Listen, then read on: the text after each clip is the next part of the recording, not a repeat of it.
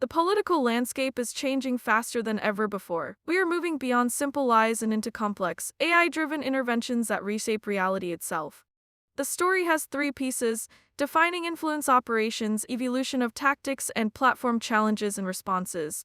Start here. Defining influence operations. It's crucial first to distinguish between simple lies and something more complex. Misinformation is just false information, that's the easy part, but disinformation takes it a step further. It's false information spread with intent to deceive. The real challenge, though, is influence operations themselves, which are less about simply lying and more about shaping behavior and belief.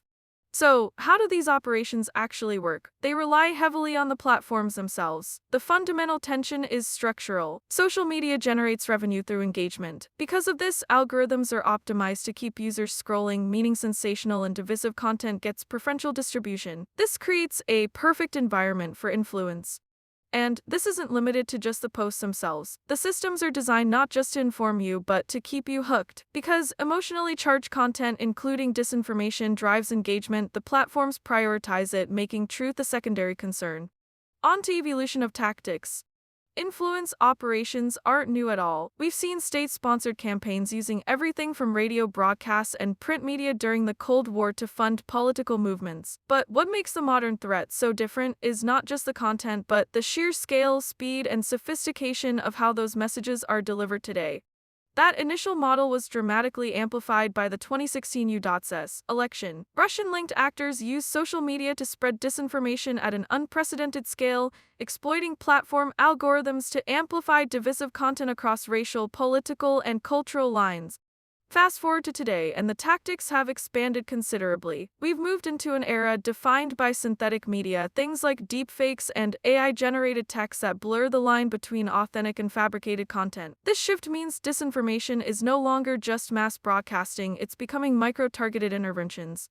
And this brings us to the core challenge. The tools for creating and distributing disinformation are getting cheaper and more accessible every year. Consequently, the tools we have for detecting and countering these threats are struggling desperately to keep pace with that rapid evolution. Next, platform challenges and responses. The core challenge isn't just that bad information exists, it's how platforms are structurally designed to reward it. These systems prioritize engagement, the emotional click, the viral share, and in doing so, they often amplify sensationalism and polarization over verifiable truth. And this isn't just about posting misleading headlines, it's much deeper. We are talking about sophisticated AI-enabled operations that don't just spread lies but actively target voters' perceptions, shifting attitudes on specific policy issues before elections even begin. So, what's the response? The consensus is that no single fix exists. Instead, we need systemic changes focused on transparency. This means implementing mandatory policies for disclosure, fostering cross-sector collaboration between tech companies and regulators, and establishing auditable content provenance. To recap, we must first distinguish influence, the strategic effort to shift opinion from mere misinformation or disinformation. Understanding the evolution from Cold War broadcast to modern synthetic media shows how tactics scale with technology. Ultimately, addressing these threats requires structural changes in platform design and mandatory transparency. To beat the noise, we must stop treating political information like a single stream. It's an ecosystem.